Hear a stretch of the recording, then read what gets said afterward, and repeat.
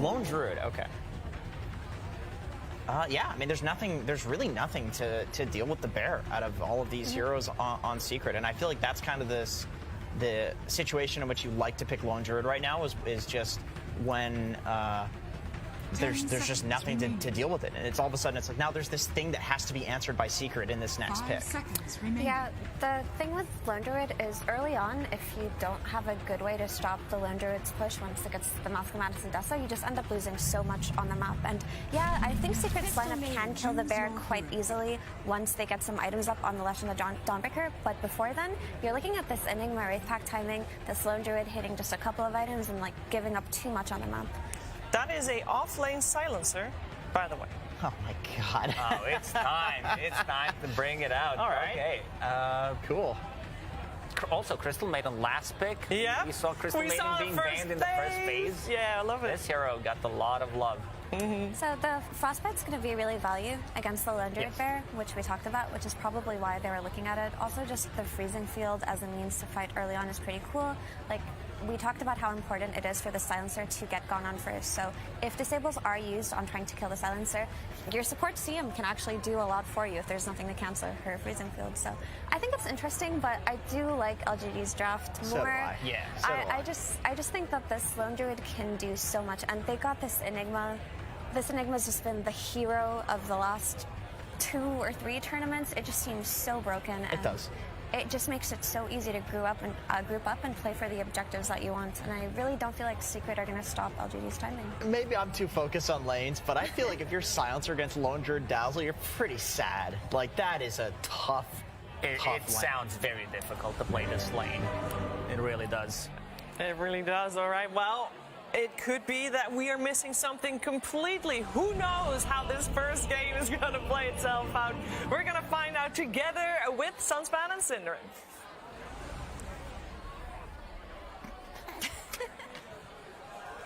Thank you, Sheever. Sunspan here with Synderen. Upper bracket stop looking at me. TI11 Secret versus PSG.LGD. This is... That's my voice line. All right, that distracted me a bit. We are in game. No, this is going to be... I mean, this is a hype matchup. Second seed Secret, unfortunately for them, have to face off against PSG.LGD, who many feel are the favorites going into this tournament. But they ended up third in their group, Cinder. Yeah, they had a little bit of a slow start. I think LGD's day one was one of the weaker ones they've had in quite a while, but they picked up a lot of steam throughout the groups, and that, you know, that's kind of what you want. You want to go into the bracket with in top form, and I think there's a lot of good things to be said about how LGD have developed throughout this tournament. So very curious to see this. Like you said, Secret definitely, is it fair to call them an underdog in this? You probably always call teams underdogs against LGD, right? Just historically speaking. Especially you, yeah. I always think LGD is going to win until they don't. But well, you were telling me they've been top 3 at 5 TIs. Is that right? That is kind of insane. Obviously, different rosters for a lot of those, but regardless. Yeah, they've played every TI since TI2. Yeah. And they've got 5 top 3s, but they've never won. I think they've got 2 or 3 second places. Out of those top 3s, all right. Let's see, going to see some early action for the bounty. Zayat ends up netting himself that, but Resolution's going to take a little bit of damage here, which, of course, we are going to talk about Resolution a bit here, not just because he's awesome, Sinner, but he's playing a Silencer, position 3. Oh, I thought it was because he's playing your voice line. Okay. I did tell him to do that, and he's been a very good boy so far. Thank you, Roman.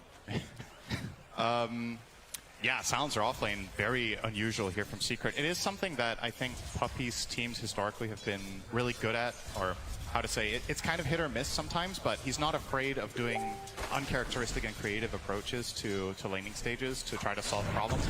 I'm kind of with the panel, though, when they say I don't think Silencer fares well against Lone Druid Dazzle. I think this is going to be a tough task for Resolution to do a lot with. He's playing with a support core in the Nyx who doesn't have the most laning impact compared to, say, something like a Marcy.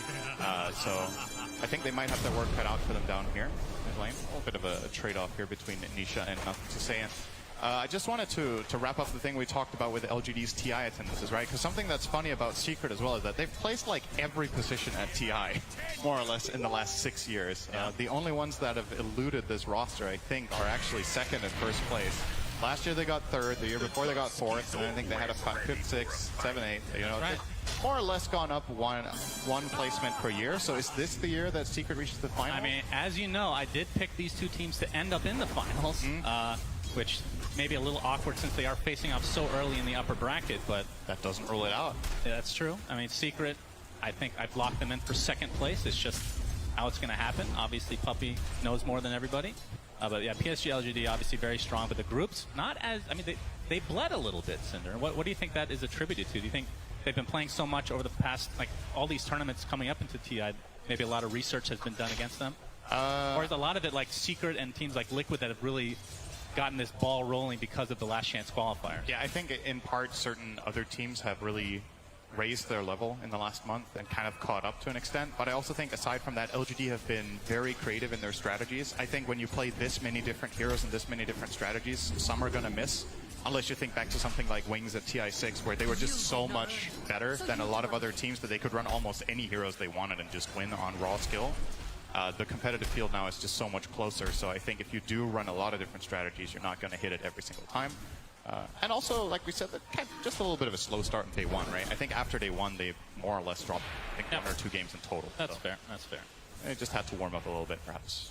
And the mid lane right now, Nisha sitting on 15 and 1 CS. As you can see, a little action top lane. Faith Beyond taking the brunt of the damage here. Chrysalis still with the Starbreaker, will fully connect, and that looks like first blood goes the way of Secret in this game number 1. This is just such a good carry against Enigma in lane. So what generally does well... Oh, this is gonna...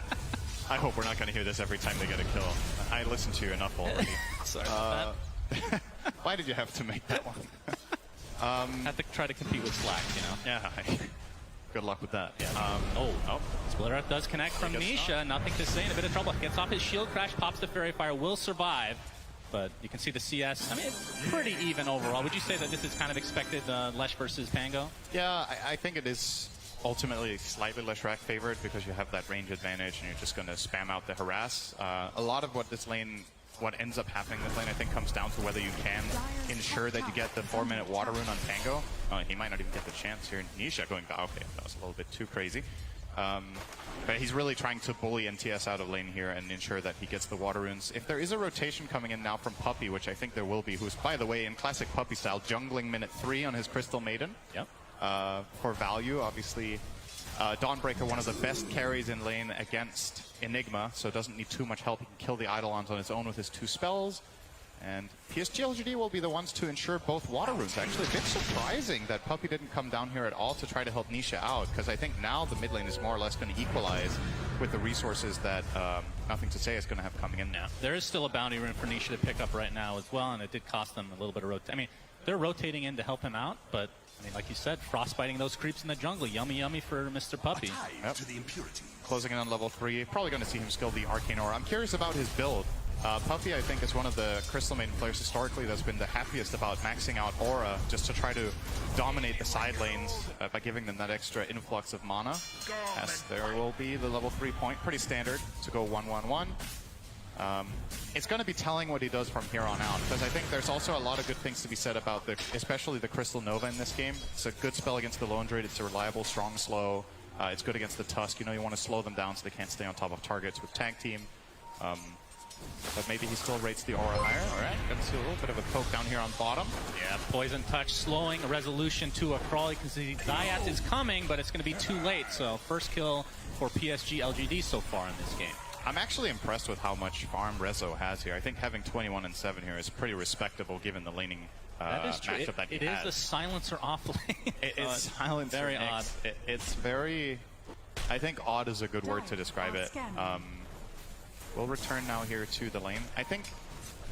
So I don't think silencer off lane is not viable and can't be run. Obviously, I mean, Secret are on something, right? They have an idea with this, but I do think Nyx is perhaps a little bit too much on the greedy side in terms of laning presence. Like, let's say you're playing with Clockwork or you're playing with Marcy or something. I think there's more potential to stand your ground and fight and hold the lane. But what's Zayat's going to do for you? He has 1 Impale, and the Lone Druid is just going to run your silencer, and you have to yield every single time. But the good news for Secret is the other 2 lanes are going great. They get there, obviously, the core Dawnbreaker, as expected, doing great against the Enigma in the top lane. And as we alluded to, Nisha still doing just fine in that mid.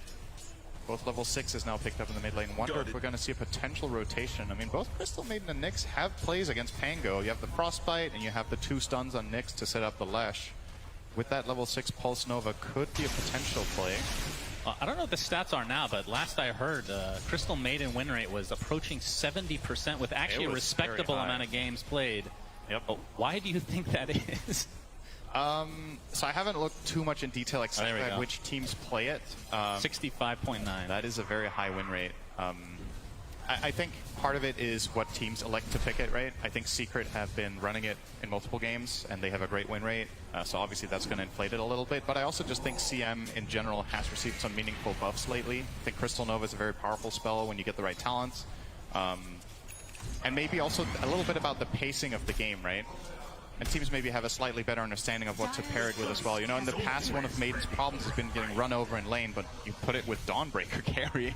You know, you're probably not too worried about being beaten in lane. Then you go in transition, and something that your hero can do that a lot of 5s can't is actually you scale incredibly well with few items, right? If you get a BKB on this hero, if you get some sort of utility, nice snowball ends up getting out of the range of the Starbreaker, but it matters not because Puppey is here to play as well. So 1 kill for Secret as Wyatt. Approach the tier 1 tower will be fine. Resolution in the meantime. It's going to lose. Nothing to say, actually died to Zayats. Yep, so there was that mid-rotation coming in from the Nyx and getting full value out of the 2-0-2 build. Very standard for Nyx to not get mana burn until later in the game. And what you do offer then is that if you connect that first stun on Pango, he can't really reset, right? You just stand in his path and, he can try to, he needs to be a little bit careful about how he jumps with Swashbuckle essentially, and you can maybe catch him with Carapace as he does that to hit the creep wave. Use that as a setup for a secondary stun, and then Leshrac with the third stun. Oh, but Snowball in onto the mid lane. Nisha already at half HP. And here comes Nothing to Say with the Rolling Thunder, but a big Solar Guardian coming in as well as Crystal is trying to focus down Jin Q. They'll be successful eventually, and Nothing to Say has to roll away. So rotations from both sides ends up netting Secret the kill on the Tusk. This is something Secret's lineup has in spades, actually. They don't necessarily have the best setup. You only really have the Nyx that's going to initiate moves, but you have so much counter-engage. You have the Dawn ult, you have Global Silence, you have Spike Carapace.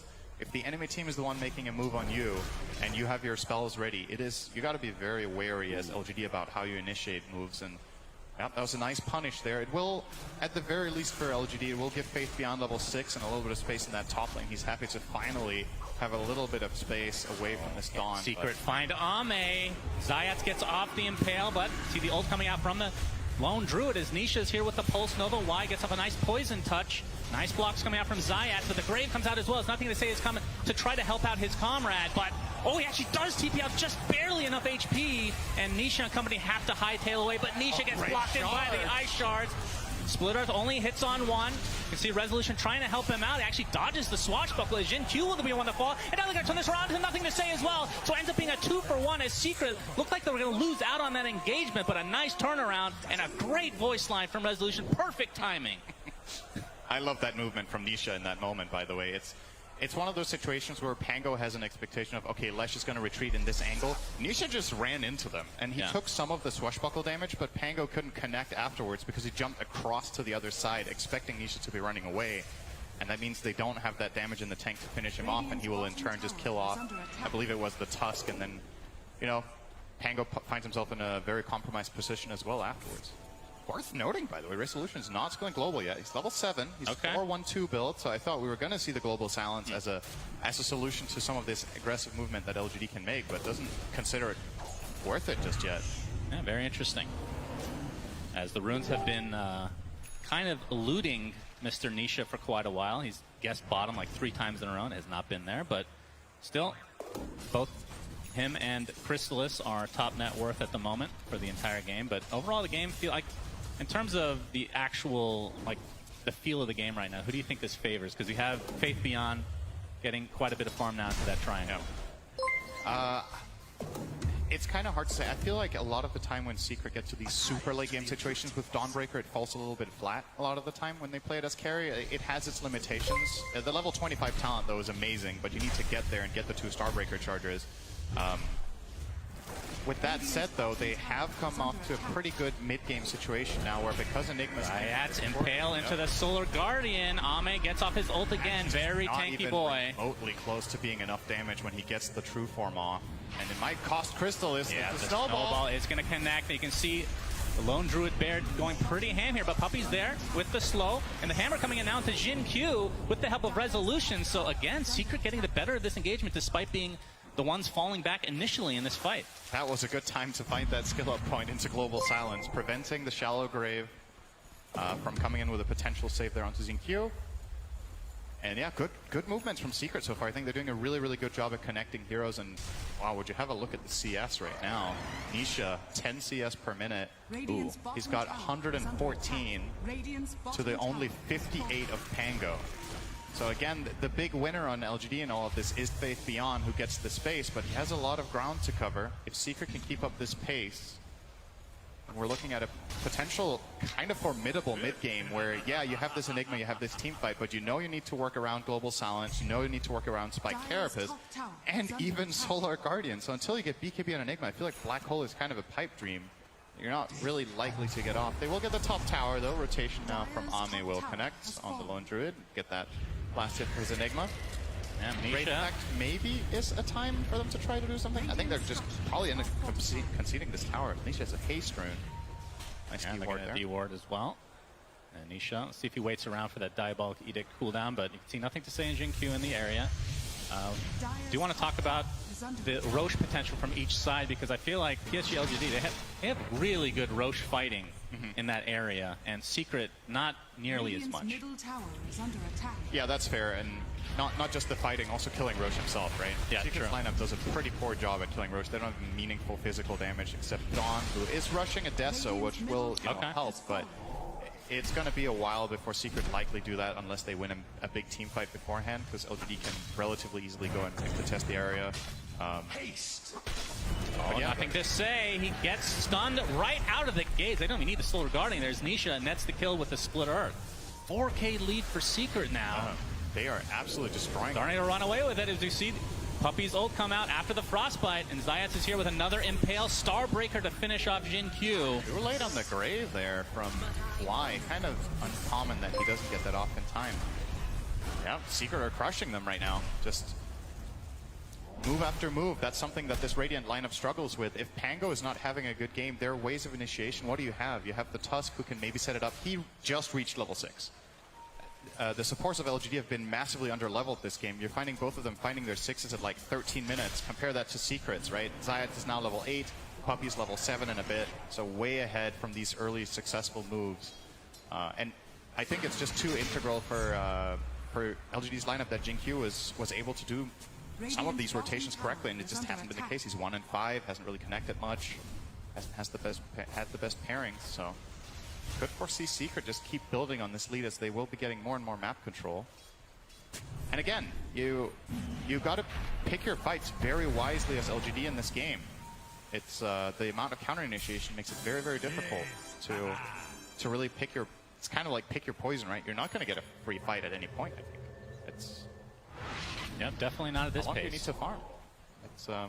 It's tricky. Well, nothing to say. Still working on his Diffusal Blade, and you talked about Chrysalis. Just about to finish his Deso, just needs the last component with the Blightstone. And Nisha, how fast? Oh, he already has Bloodstone. Okay, that was pretty fast. Yep. All right, very good. Very, very farmed. And he's obviously this nice aggressive ward that Secret have on the inside the enemy jungle is going to allow Nisha to play very aggressively down here. It's pretty standard for Dire to do this when they do get the bottom tier 1 tower, to start occupying this area. And Leshrac is just such an amazing hero for this. He's a difficult kill. He has the counter initiations that we've talked about, and he can almost solo this tower in 2 rounds of Edict. So he is going to force rotation from PSG.LGD to come down here, and they really don't want to play on the defense, right? Like, LGD's lineup is kind of crafted to hit a timing right now and go and force your towers. So if you're the one setting the agenda, you're already really happy. Looking to tank the gank. Oh, the Global Silence is giving him some cover, and the Solar Guardian coming in as well. Jin Q is just punished right off the bat. Beautiful play from Secret as they just shut that smoke gank down immediately. And Zayat's looking for more. Oh, this could be big. They don't have a Solar Guardian though, yeah. Dropped everything. Still trying. Gets off the Vendetta first. Actually gets the Impale as well. Crystallis is here with the huge Starbreaker, and down goes Ame. And Secret starting to really run away with this. You're going to have a word with Resolution after this game. This is getting out of hand. I'm going to have to give him some more money, I think. Yeah, he's doing a great job. Yeah. Speaking of Resolution, he has the Falcon Blade into Force Staff. He's going to see a Starbreaker again come out. Faith Beyond caught out. His own side here.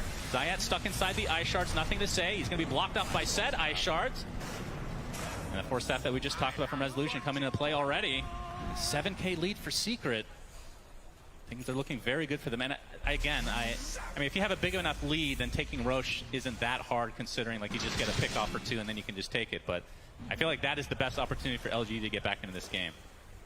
Yeah, I think ideally what they want to do is once Global Silence and the Donald have come out, you want to smoke and make your own move, right? Because that's one moment in time where you can initiate something without the fear of just getting immediately globally countered.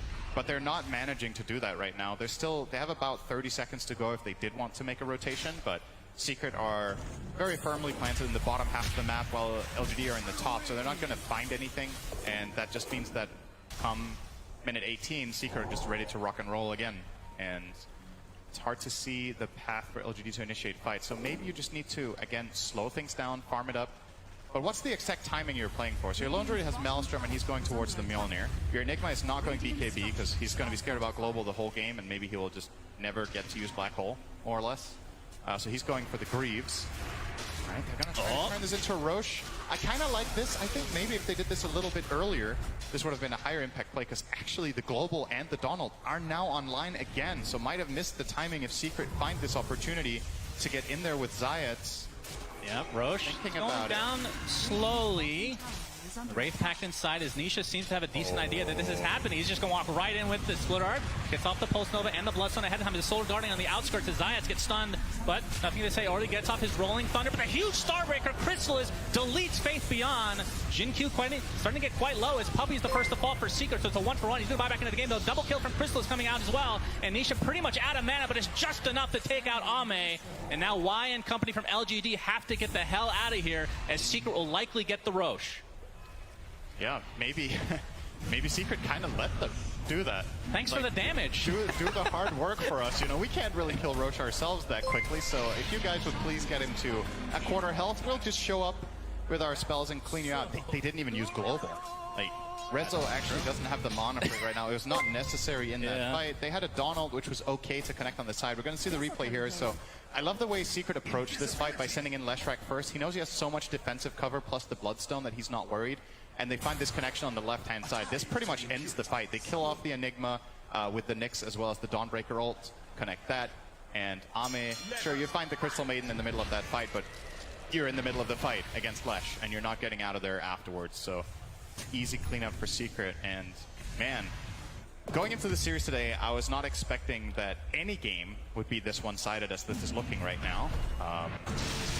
Are LGD adopting some sort of new strategy? You know, start out slow in groups, then you pick up some steam, you go into the playoffs, you start off slow in game number one, you pick up your steam. That's maybe the question, because this one is it's not looking healthy right now. So if I'm not mistaken, at the Arlington Major, I was casting a game of PSG.LGD. We're down by like 20 plus K. Like it was at a top hat shellacking level. And they brought it back, so this is the one team I would not be comfortable with a lead, no matter how much. As we see mass TPs now from PSG.LGD. Global Science to give him some cover. Nisha really wants to finish off the Dazzle, not going to be able to do so. Now completely out of mana, but remember, does have the Aegis still intact. Might have to use it here, but Solar Guardian is healing up to a decent amount. Crystallis not able to connect on any stuns, though. As Secret looking to potentially reset, but no kills come out from PSG.LGD. See the freezing field in the meantime, yeah. Is that bear number 1 or is that 2? I think that is bear number 2. Yeah. Oh, 50-second cooldown now for Ame. Yeah, if somebody has experience killing creeps with freezing field, it is Puppy. So feels really good about that. That's a very big creep there. A so-called creep hero, if you will. That's very. If you're new to Dota, Lone Druid bear is complicated. It's yeah. That's true. That's its Facebook status. It's complicated. All right. Nice carapace. Oh, beautiful setup. Split Earth to follow, and the Impale again. Nothing to say is dead. And that's Secret, man. You got to be so careful about this as Pango. You kind of need to weigh the pros and cons of using Swashbuckle like this, because you could obviously Swashbuckle toward your own base with the damage, right? But he wanted to get a little bit of value poke out of it, gets Carapace and gets killed. So you got to second guess yourself a lot of the time with your Pango instincts when you are playing against this hero and it's missing, because you never know when you're going to connect on that Carapace and you're just getting killed off by that. Just kill bear, just kill bear. I have global. I don't have global. It's okay. They're all dead. I can push them. Yeah, I think Let's check watch. It's low, it's low. Yeah, let's go for I might just farm. Down these arcanes. They're gonna run bottom to our outpost. We can smoke into them. I can smoke mango. We don't have actually. Yeah, I will swap. Not global, but we can fight easy. Let's fight needs 15 seconds though. Oh yeah, the classic Rezo, no global, we can fight easy. Well, he didn't have mana. Oh, Impale set up onto Faith Beyond with the Solar Guardian, but a nice Tusk Snowball mitigates a lot of it as Crystallis pops the BKB a little bit prematurely. Starbreak doesn't really connect very well, but they still have the damage, it looks like, to take out Faith Beyond.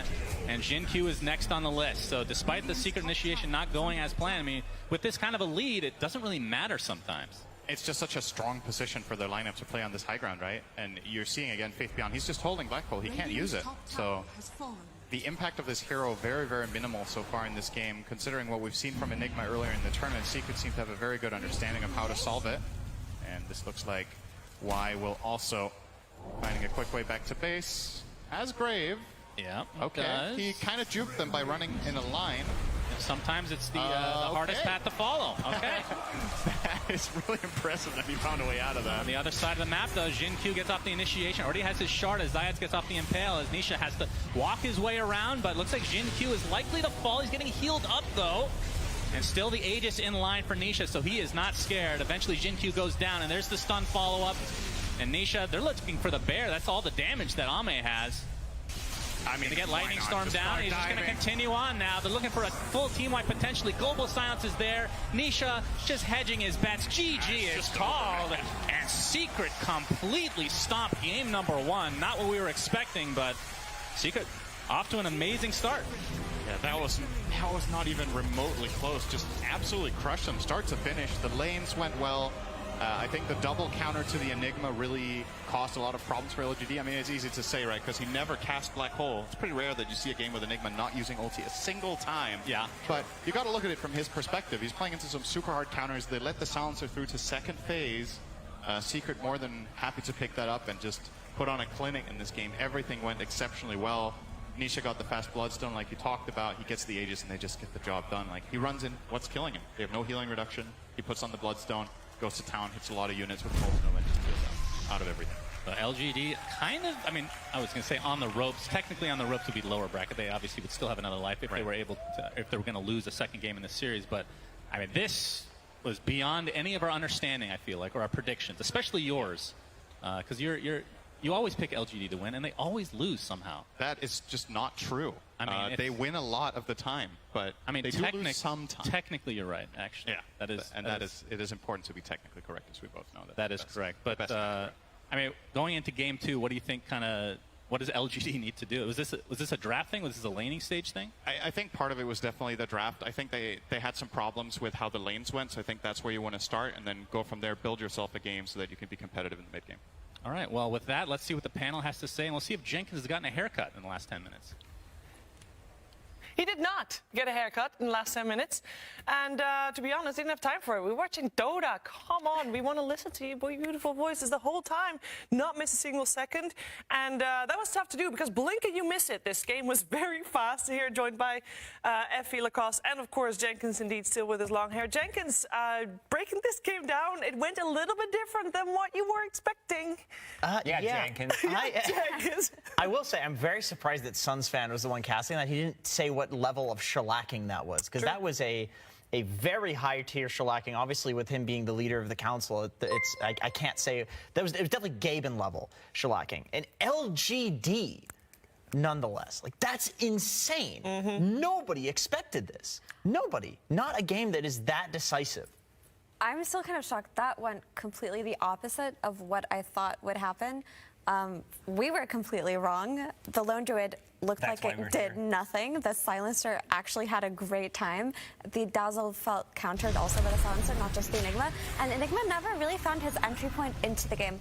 I just want to kind of take it back to that Nisha mid lane dominance, though. He completely bullied out Nothing to Say's Pangolier and made it so that the access into the game through the tempo of the Pango could never actually happen because there was just so much pressure coming out of the Slush Rack. And of course, the early Dawnbreaker rotations by Crystalist, he was getting so many kills. The first Tusk rotation mid, against Slush went completely bad because Dawn was already level 6, and they just, it felt like Secret had their number every step of that game. I know it's a meme, this Nisha is such a consistent player thing, but I do feel like he's 7-0-6, he's just, it's like he's consistent, but he's consistently diving towers and consistently getting away at 10% HP.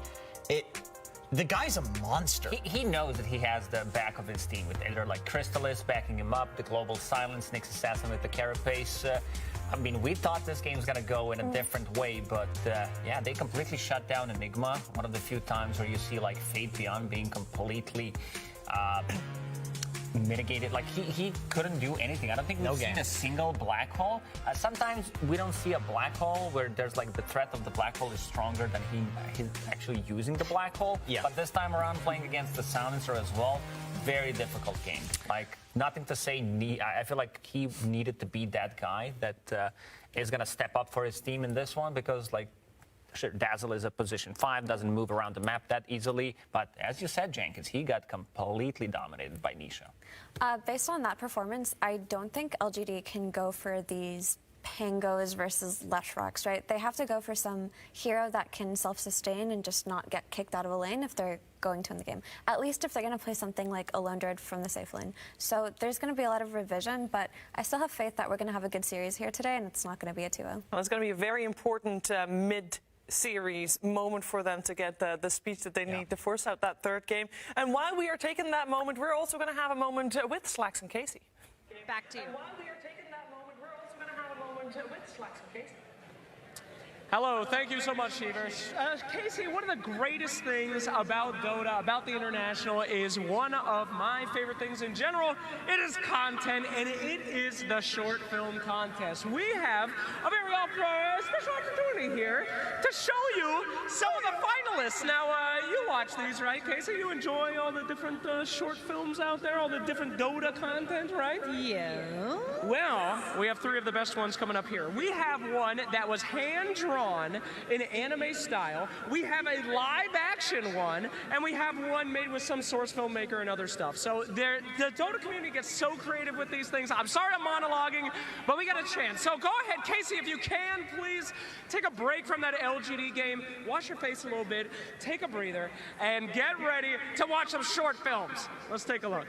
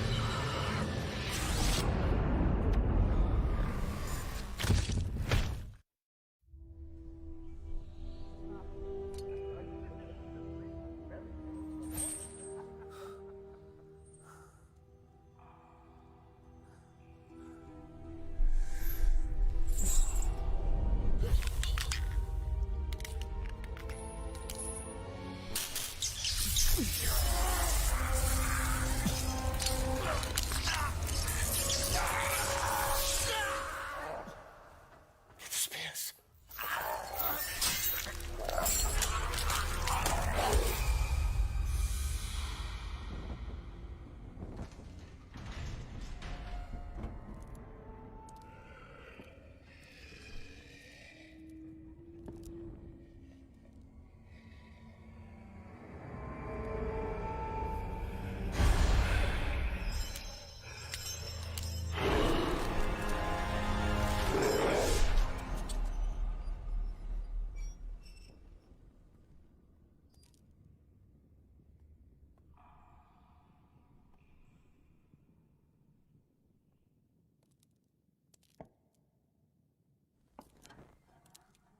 I think he's gone.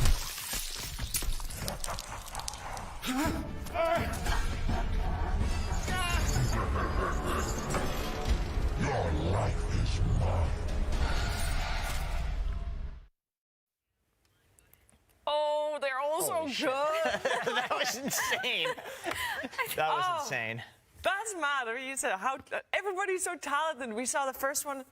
This one's gonna win. We saw the second one. Oh, wait a second. Wow. And the third one, we need live action Dota movie. I didn't even know you could submit live action Dota short films. That's so cool. How much did it cost to make, do you think? That looked expensive. They're special Those were all effects and, dark. I liked how dark all of those were. That was good. Oh, I mean, they were dark, but they were good. I mean, Dota is a fairly dark game. It is. If you think about it, so it's very fitting. Is there any that you have favorite of those three? Or? I'm gonna go with the second. I think number two for me.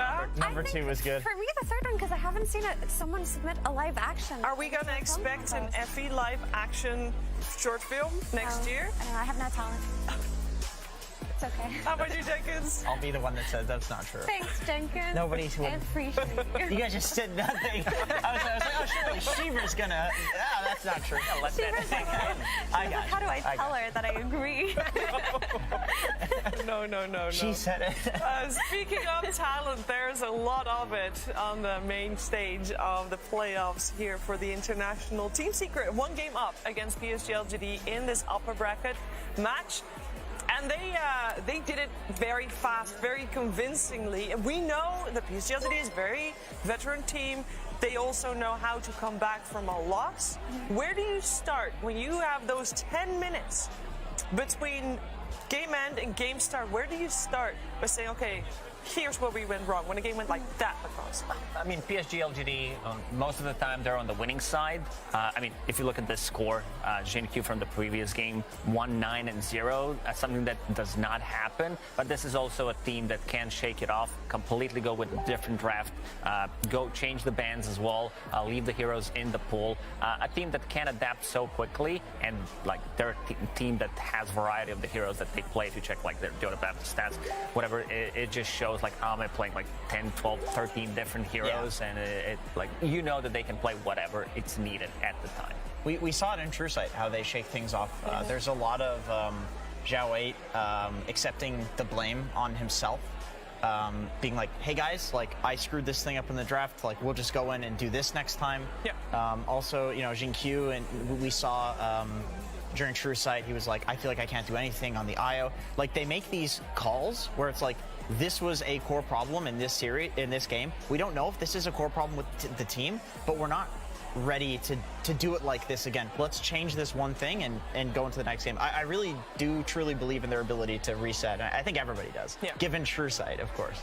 Yeah, and I really do think that that game in particular can be traced back a little bit to that mid lane matchup, but also just giving away the Silencer versus the Enigma that you managed to snatch in the first phase.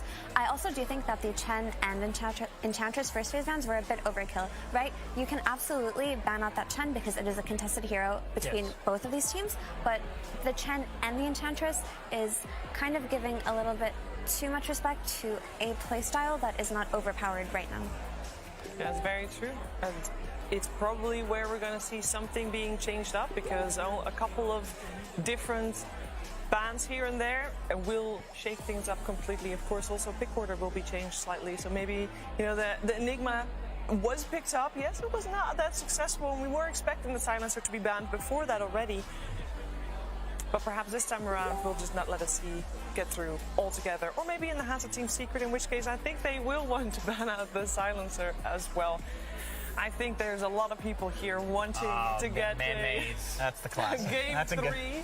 It's been a relatively rapid day so far on the main stage, but let's see if PSG.LGD can set themselves up for success here in Game 2 of this series.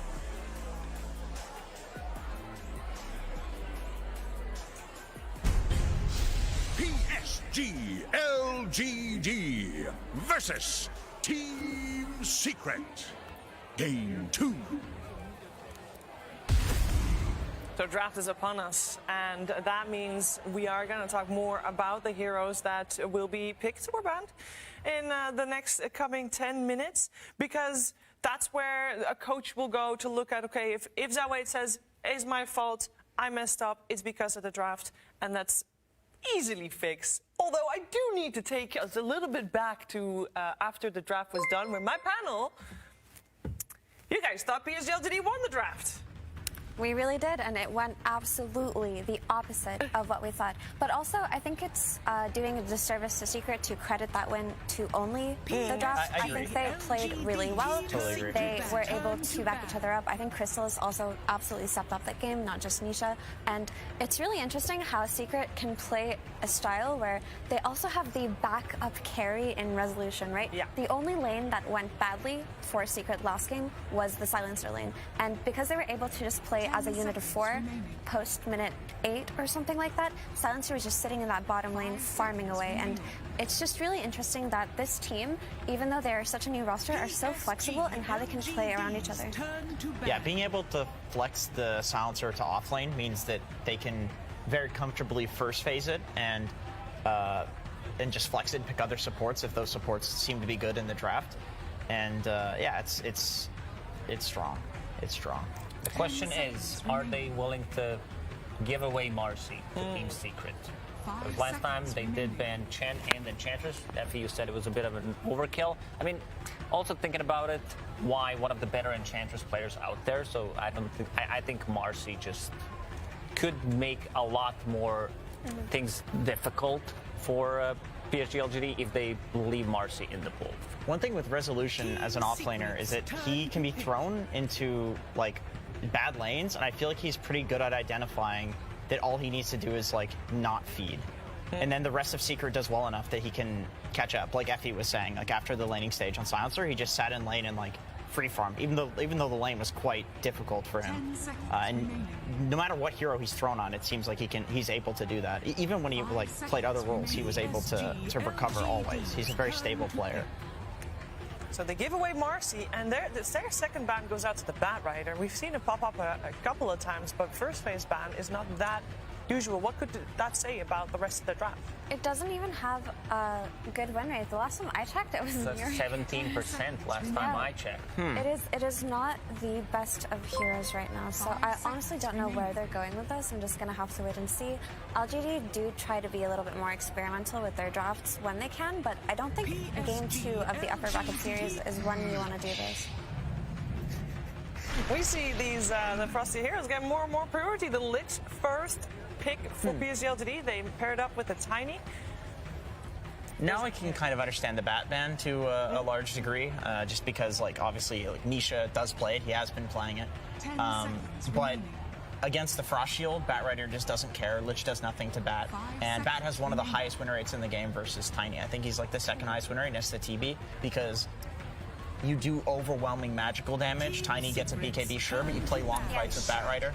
And someone asked on the panel, did these teams watch the previous game, looking how this draft panned out? I would say yes. Yeah. So it also makes it so that this Tiny can be played mid comfortably without a Bat Rider to like thwart him on lane and later on. But also by having this Tiny in the game, you're not that scared of the SF plus Marcy matchup. We saw how Thunder Awaken were able to play these two heroes to success, right? They used Dark Magus Tiny to constantly toss back the Shadow Fiend, and it made his game really difficult. While they also had the Frost armor from Lich to negate any of the damage coming out of Marcy. I like the pivot that Secret does here and just takes the Leshrac back again instead of going for the SF that LGD left in the pool, because Lesh does not care about Frost Armor and also lanes quite well versus Tiny, so why change it if it's not broken? Also still flexible to the offlane like we talked about last game. Yeah, keeping their options open and also having another potentially ranged against melee matchup on the mid lane, which you know that Nisha is going to win. Anytime I see a Marcy though in an Leshrac, it's like it feels so good to lane those two heroes together. It is so strong. But the same thing can also be said with the Marcy rotation, because not only is she arguably the strongest laning support in the game, she's also the strongest rotating support in the game. So she can also go mid. But if they do want to throw this in a side lane for Secret, there's very little that's going to be able to beat a Marcy plus Leshrac. This Leshrac just makes LGD a little bit uncomfortable because based on how Nisha played last game, it made it so that they really didn't have any proper moves, and Leshrac is a hero that can lane well versus this mid Tiny, so they are considering the ability of LGD to flex it to just support and pick something like Alina, which Secret have already preemptively found out, right? I just think that it's incredibly important for Nothing to Say to have some kind of entry point into this early mid game, because if they're going to play that similar style that they did in last game and go for some active carry like a Bloodseeker or a Dawn, it's going to look really close to what we saw already. Look at how they approach this Leshrac. Banning out the Lina means that most likely this Lesh is going to be on the mid lane. If you're looking for something that can outrange as well, Sniper is the other hero I'm looking at. But then again, there is Marcy. Marcy, one of the heroes that can ruin Sniper easily with just getting on top of him, tossing him back. Yeah. So it could be a bit difficult, but maybe also an Invoker works as well to have you know, something that, because Leshrac does a lot of poke damage with his Lightning Storm. You can dodge the ganks. One good Tornado can stop the ganks, set things up for your Tiny to come in. So could work out. Is it strong enough to be banned here for Team Secret? We're gonna get a Ursa banned out first. Very quick bans and picks coming through. Ursa banned, Beastmaster banned, instant Zeus pick. Yeah. Why? How did Thunder they know? Awaken played it this way. They Is this a won. rerun? 100% win rate on the main stage. So actually, Zeus is a really good hero, in my opinion, from the mid lane to play versus Leshrac if they do decide to put it mid, and to also kind of avoid these Marcy ganks early on, just because he has the ability to disengage with Heavenly Jump, right? So just having a hero that can not get crushed on lane the way that we saw first game gives them so much already, but also just having the Thunder God's Wrath from Zeus with a Tiny on your team who's going to go Blink Dagger, it gives you the ability to scout enemies and just start the fight for yourself. So while LGD's draft has a lot of synergy together, it does look a little bit like Thunder Awakens, so I think that's why we're like, huh, interesting. They probably did watch the series to the end, but I think it works. It's a lot of magical burst coming out from this PSG.LGD's lineup, and I'm a little worried for Team Secret, like how they're gonna soak up all this magical damage. Well, at this point, Core Marcy. it looks like a core Marcy. So who is it that plays it on the side of Team Secret? Is it Rezo? Because I think I've seen Rezo play Marcy. Yes. Rezo plays Core Marcy. The thing is, I was looking at Secret and I was hoping that they would go for some hero that can be the early pipe in this game. The same way we saw EG pick that Tidehunter into Thunder Awakened Zeus and buy that pipe. You kind of need something like that if you're going to play against a draft like this. But you can also just have a hero that buys BKB early and goes on the Zeus, right? So Marcy can also do that for your team. Very true. So we got the Monkey King picked up by PSG.LGD, which also denies it. I'm assuming that for Team Secret, we are looking for a hero for Crystallis, and Monkey King is his most played hero ever, and most successful one with that as well.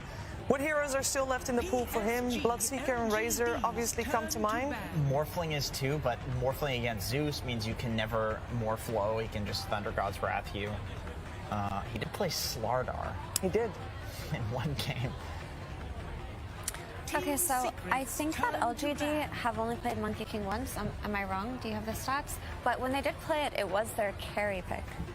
Yeah, So, I think they played it a couple times on Ame. So it seems like they just secured their carry pick now before they go for some gotcha or it gets banned out. But It was only once you were right, okay, by the way. yeah. So also they just have the vision game secure with this Monkey King, right? It's a hero that can play the tree lines. You also have the Thunder God's Wrath from Zeus, and you have the Initiator in Tiny. So while the draft is synergetic together, I am a little bit concerned that Monkey King can die early on, especially if he's playing versus a Leshrac from the mid lane who's just going to rotate on him. But hopefully the Lich will be enough to secure this Monkey King's early game. Yeah, late game, I think that matchup tends to go the other way, where, like, if Lesh wants to play into a Monkey ult, Monkey just shreds Lesh through Bloodstone, everything. Yeah.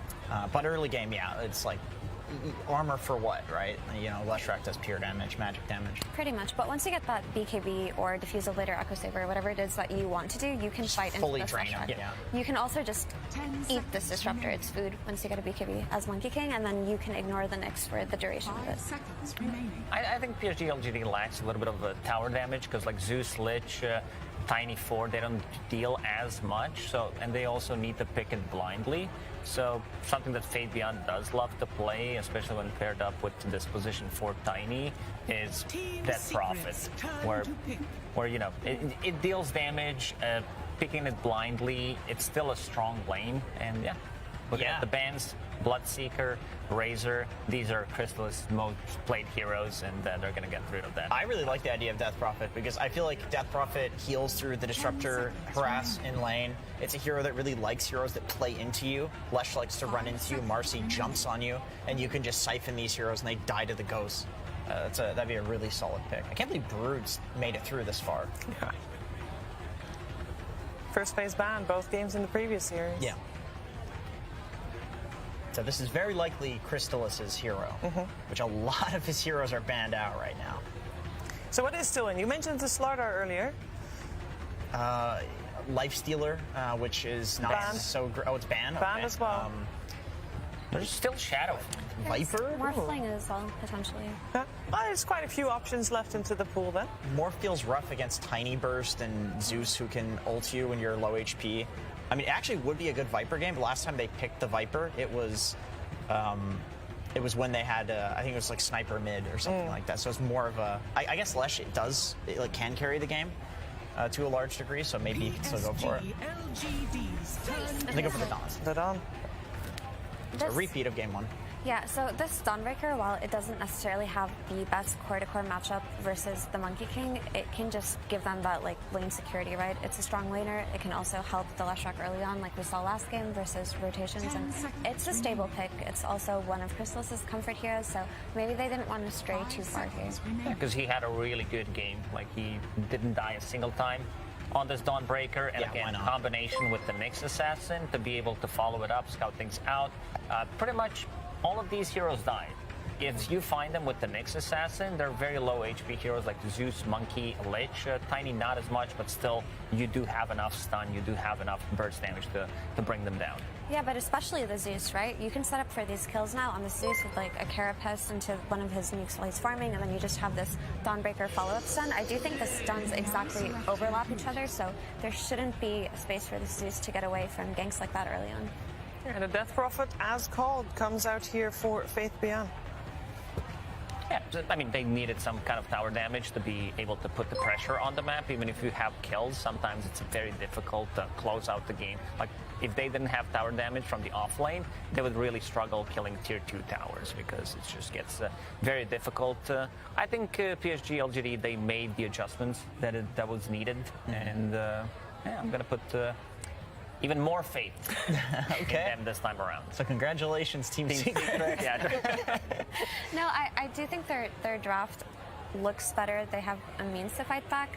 I really would like them to win this one so we can get a game 3. Yeah, so I'm not going to jinx anything, but honestly, it does look really good. The Death Prophet can sustain versus this Disruptor Harass. It gives them the tower damage that Lacoste was talking about. The only issue would be whether or not the Zeus gets taken advantage of early on, because Lich is a slower hero and slower to rotate to help. But if the Zeus can have a good game early on, there really isn't that much damage mitigation on the side of Team Secret, right? There's no pipe buyer, there's no Wraith Pack buyer. You're playing with a offlane Marcy. She's not really the type that does that for you. So Secret's draft is greedier and less likely to punish LGD early on. Jenkins, what's one thing people can look out for to see if PSG.LGD is doing well and will force out this third game? If they're doing well, I mean, I think if the game just goes late, like that's when Monkey King wins the matchup against Lesh, and like Effie mentioned, there's really nothing to deal with the Zeus. Okay. We're going to find out if this game will indeed be a long one, as PSG.LGD's draft would like. We're heading over to Sunspan and Synderen.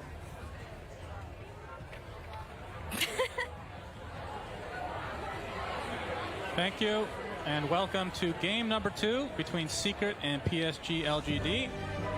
Happy Slacks, how are you doing? Am I Happy Slacks? I can't tell. I think you're Angry Slacks, and I'm LGD after the last game. So I think you know we're doing okay up here. Let's see if LGD are doing better in this game than the previous one, because that was an absolute beatdown, and they need to bring it back here to get us a third game. Just want to give a quick shout out to the fans in the arena that supplied us with these. We have some fans here with a seemingly endless supply of Sir Action Slacks masks. I'm sure you guys will be able to find them out there, but now it's time for the game. Yep. That was a good timing on that voice line of us actually taking off the mask, so that did feel good to take off, I'm not going to lie. It is close to Halloween, and I did feel terrifying for once in my life. That is true. Appreciate that. As we do make it into game number 2, like we said, and already a smoke here from LGD. But looking at their lineup, Synderen, I might have to interrupt you if things start, but you can start your monologue to tell me what you think of both sides here. I think compared to last game, I think LGD have more early game prowess. I think last game was in a way, it was a little bit all in with how things needed to go, and the one lane that they were going to do well in kind of did, but not enough. I think this time around they have more skirmishing power with the Monkey King stun from the trees. They've got a tiny on Jinkyu this time compared to the Tusk last game that got shot down. For Secret, they're running some of the same stuff, right? The name of the game last game was Counter Initiation. This time around, they have it again. They have their Nyx Dawnbreaker combo, where you stun to set up the Dawnbreaker ult. You can Carapace to set it up. Rather different, though, from Puppy's side to have the Disruptor instead of the Maiden. A very aggressive support that capitalizes a lot on when you initiate. Yeah. So I guess in a way, Secret's lineup a little bit less one-dimensional than last game, which can be both a good and a bad thing. But more than anything, I don't know how much to really talk about the drafts more so than, okay, you know, for LGD, you gotta feel like you get an entry into the game, right? Whatever lineup you have. If you fall behind again, it's not a good look. Yep, as we're going to see an Impale come out from Zayats just to poke Y a bit. But like you said, the CM very different with the Disruptor now, because I mean, we saw early game, Puppy was farming, and guess what? Disruptor cannot do that at all. He can farm heroes, though, if he's able to find pickoffs here, just forcing Y back to the tier 2 tower. Zayats TP's away now. So he's preventing the supports from getting into the lane with their position 1. Faith Beyond playing the Death Prophet here. Interesting choice from Secret here to opt for essentially a lane swap, right? They're playing Chrysalis in the off lane together with Disruptor on Puppy, so they feel like this matchup, both their side lane matchups are not particularly good against Monkey King, right? Both Marcy and Dawn are these melee heroes, but they feel like they offer more in the top lane this way, and I think part of the logic is this way they combine all of their magic damage better, right? Disruptor plus Dawn have a lot of magic damage against the Frost Shield and against Monkey King's low HP pool, so maybe they can stand their ground and fight back, whereas something like a Nyx Marcy, I think, would have kind of been overwhelmed. Sure, they have some magic damage, but it doesn't amount to nearly the same as a good Celestial Hammer plus Thunderstrike combination will, so... I mean, as a result of these lanes, Rezo is effectively playing position 1 Marcy, which, you know, he's had plenty of practice in years past playing position 1, position 2, and obviously position 3 normally now these days. But what are your thoughts on Marcy as a POS 1 right now? I think the hero is incredibly strong as a core in general. You need BKB phase boots and you become a monster, so whichever lane you put Marcy in where she finds farm, you will get that impact later. I do think one upside for LGD against this hero in this game, though, is that I think they have somewhat decent disengage. They have some tossbacks, they have Frost Shield against the Marcy damage. Monkey King has his jump, obviously. They have arguably the advantage of vision as well, where they have Zeus ulti, they can have Monkey in the trees. There's a Nyx on the other side, so maybe kind of equalizes it, but I definitely think this is a game where Marcy with a BKB is very strong, but until she has it, I think she can be taken advantage of by almost all of LGD's lineup, actually. A lot of magic burst, a lot of control. And what are your thoughts on this specific mid matchup, Lesh versus Zeus? Should be Lesh favored. It's kind of like last game where you had Nisha playing against a Pangolier. This time you're against a ranged hero, but Zeus's forte is not beating ranged heroes out of lane. It's finding his farm and then finding impact later, and just kind of trying to break even. But I do think Lesh over time should be able to build a little bit of an advantage. Nice detail there from Nothing to Say in mid, by the way. Used the heavenly jump to attack speed slow Nisha so he didn't get the flag bearer creep. Just a double CS loss, essentially.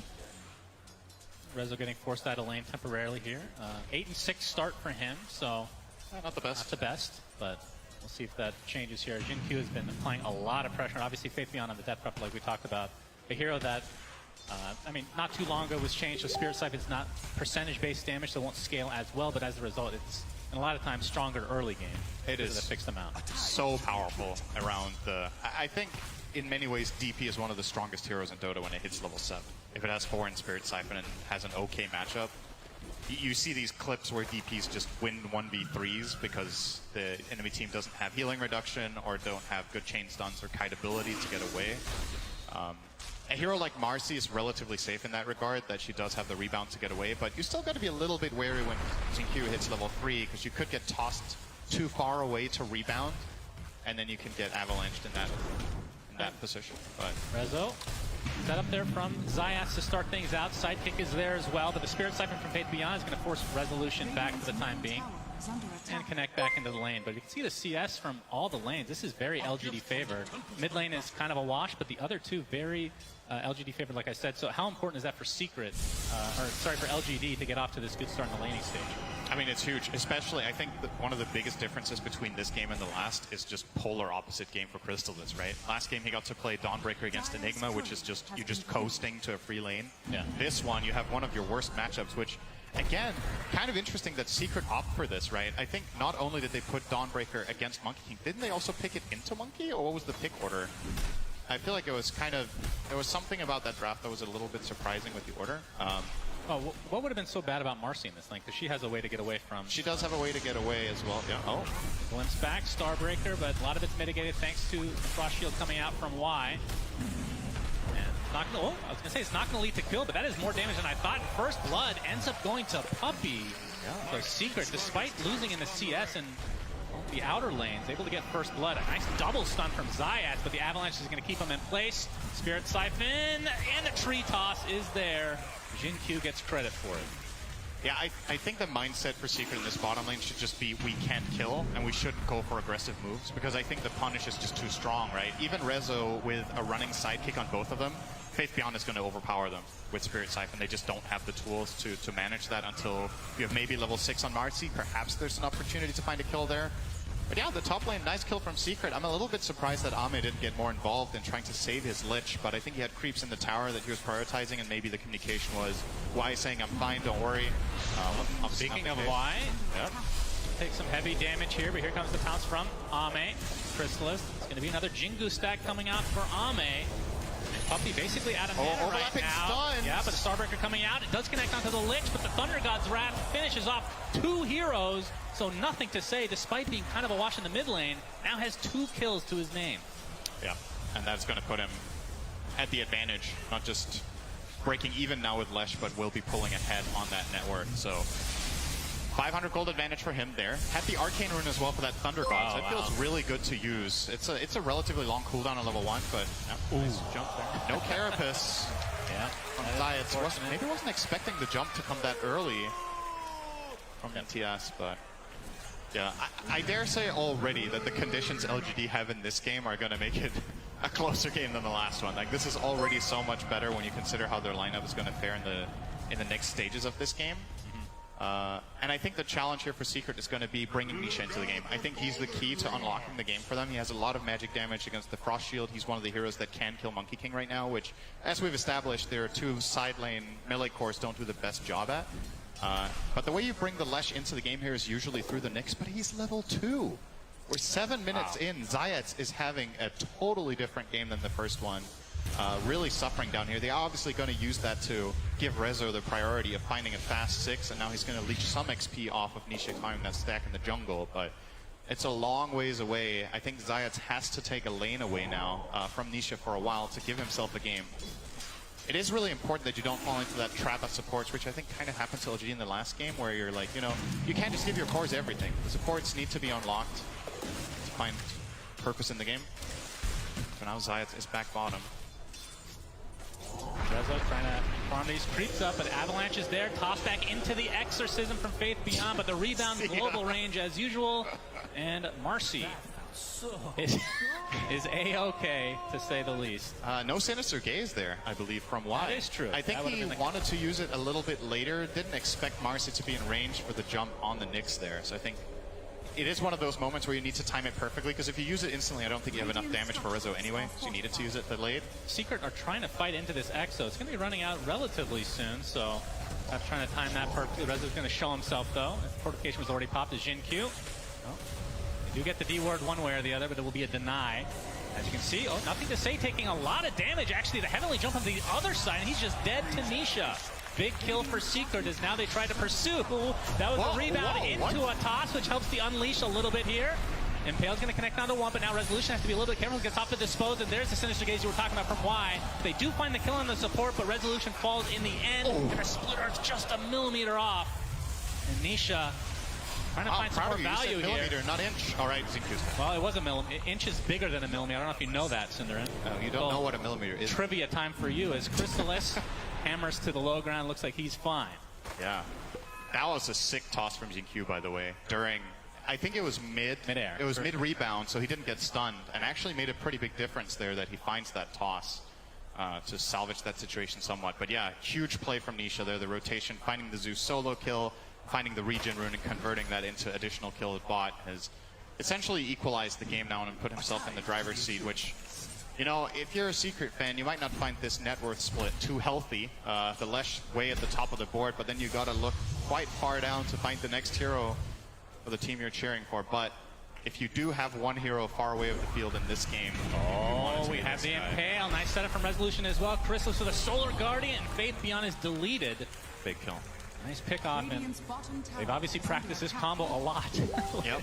I mean, last game they didn't have the Marcy to help out on top of that initiation. It was just the Nyx, but it still proved to be quite potent. Now Nisha and company look to find Jin Q, but the Avalanche nicely placed from him. Spike Carapace a little bit too late. Yeah, to quote a wise philosopher, it really does feel so good to play with multiple setup stuns as Dawn. Thank you. And yeah, I will never call you that again, trust. All right, Zayat. He's going to be spotted. Okay. Sinister Gaze is there. Resolution gets a nice stun off with his rebound. Looks like Y is mega dead as Faith Beyond coming in from the low ground with that Exorcism. Jin Q following out behind with a Static Storm inside that kinetic field. They're going to try to focus down the DP, but she's healing so much. Now Resolution, he is getting low. The Urn Charge applied. One last little damage proc there from the Exorcism, and Faith Beyond gets credit for that. The Urn as well will now be turned into a Vessel. So this time around, LGD with the healing reduction. Nothing to say. He's going to do a nice job of dodging, but it doesn't matter. Chrysalis still has the damage. Boundless Strike connects on the two as Ame has come to play, but there is the glimpse, and that's going to reset things. So despite losing there, I mean, what do you want to even call Marcy? It is the position 3 technically. Yeah. They do get the position 2 Zeus. I mean, at this point, both Marcy and Dawn are kind of position 3.5 when you look at the net worth. So. I mean, we've seen a lot of games in the past where Secret kind of rely on Nisha to absolutely take over, and I want to say of all the people that is good at carrying on their back, he is probably #1 on my list if I had to make one. As Zayat's nice horsey, very good. Yep. But Ame is there. That's a longer horsey. Yeah, that's Primal a monkey. Spring. Monkey over horse apparently. And Zayat will proc down. That was almost the name of your 2 cats. That's right. Thank you, Cinder. You're welcome. 1% of the audience got that. That's fine. God, you're really great to work with. What is it your cats are called? It's Monkey. Bucket. It's Bucket, right? That's right. Bucket and Pookie. Thank you. What name's their cat? Bucket. All right, never mind. Don't talk about my dog's name, okay? We're good. Onion. Yeah, that's not what his name is. It basically is. As Nisha makes his way to the top lane with Resolution's help, and then looking to get the trade a little bit late here, but I doubt LGD will try to defend, just using the fortification. Bloodstone, not too far away for Nisha, just the recipe away, I believe. Yeah, the big difference between this game and the last one is they have the Vessel, right? So there is a path to killing Lesh for Faith Beyond here on the DP. And they also have more burst in general. Last game they had more like sustained damage with the Lone Druid, etc. But this time you have the Zeus, you have Monkey King with some decent burst, DP with the high damage at this point in time. Yeah, but this mid-tier 1 Yep. Kind of a big deal. You got to be careful of that Thunderbolt if you're Zayats, but that vision.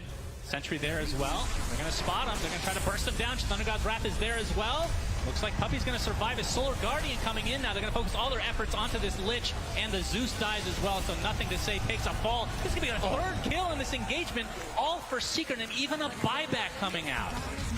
They set that up so well. The Nyx does not get caught running into the Sentry, eats the DP silence, resets, and just goes back in.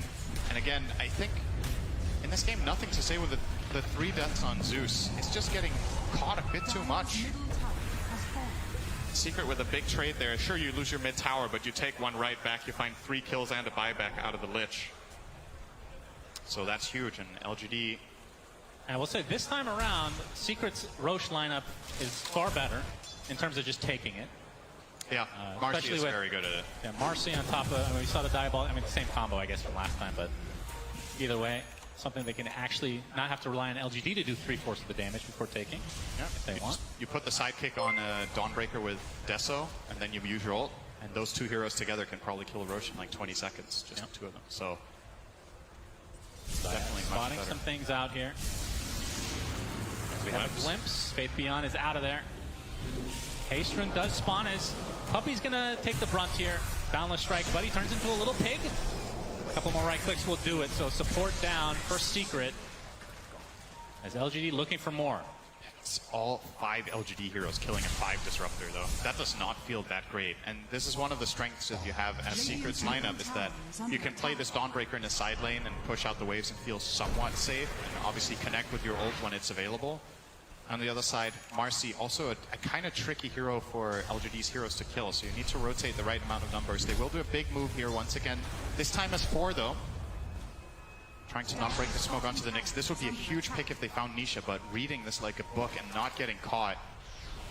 Getting away with that ward. He might be the one that suffers, but again, it's going to be a support potentially. Gets off the fight. Carapace, though. Exorcism is popped. Does that mean they want to try to go for Roach? They're trying to take a fight. Faith Beyond finding Chrysalis, slowing him down to Spirit Siphon, but the kinetic field blocks him off. And that might be all PSG.LGD get, and that's a big cooldown that they have to take into account now. Oh, they might even lose their Tiny, too. Earth Hammer's there as well. Down goes Tiny. Faith Beyond. He's here as well, but the Exorcism is running out. Resolution forced to fight despite the Spirit being applied to him. Oh my God. Big Lich onto 2, and PSG.LGD, despite being down in numbers at the start, end up taking this fight in spades. 3 for 1, and Nisha left along with Zayats here in the top lane. Oh, they got insane value out of DP in that fight. So much damage, so much healing, and like you said, the Chain Cross doing tons of work as well. And it honestly, that looked like a really good counterplay from Secret jumping on the Tiny, but I think Resolution maybe bit over a little bit more than he could chew there. I think they have the kill without the rebound. He doesn't need to go in. And that did set them up for a the Sentry return. there. He's going to get the toss off, and that means Secret probably will back out here. Another ward. The ward battles have come in. Yep. Looks like Secret to get a bit of that engagement. There's nothing to say now with the Arcane Rune. That's a big one. So we're going to see another replay here. Yeah. I thought this fight was so this is really good, this glimpse that comes out here. So they're going to glimpse back Q into a Lesh stun. And I think this is a kill without Marcy connecting here. And now Reso's out of position. Chain Cross starts bouncing. He carries that one. Wait, didn't it continue? Oh, right here. It was on the creep camp above. I was like, where did it go? And then it connected back down to Puppey and Crystals. All right, that's just flat out really unfortunate, because it looked like they carried it away and it was gone. I think Secret were caught off guard by that Chain Cross returning to the fight and actually just giving LGD a little bit of a freebie there. Sometimes the creeps are not neutral. That was dire creeps. Indeed. Well, 1K lead for PSG.LGD as Faith Beyond working on a BKB. And we've already seen the Spirit Vessel being applied. Very strong item. Zayats continuing on with the Vendetta. He is going to be seen. Why? He's going to take the Vendetta damage to start, but like you said, the silence coming out. Hammer. Chrysalis wants to finish the job, and he will. They find the support. Making progress toward that Deso. He did go for the shard first. I think that's a good choice in this game as Dawn. You're up against too many problems that prevent you from using Starbreaker, so... And it feels bad to rush BKB. So getting this as a kind of a gapping item for your damage item is solid here.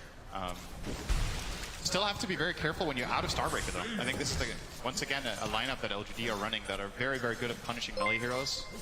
So, and we've seen that in the previous fight, right? If you're just a little bit out of position on the Dawn or on the Marcy, the punishment is pretty severe. So, yeah, maybe Secret are going to try to slow this down until they have Resso's BKB. I think that would give them a lot of more options to play around with, because I think he's not going to die during that, realistically speaking, unless he's standing in like a Monkey King ult and just tanking that up. Nobody else is doing anything to him in BKB.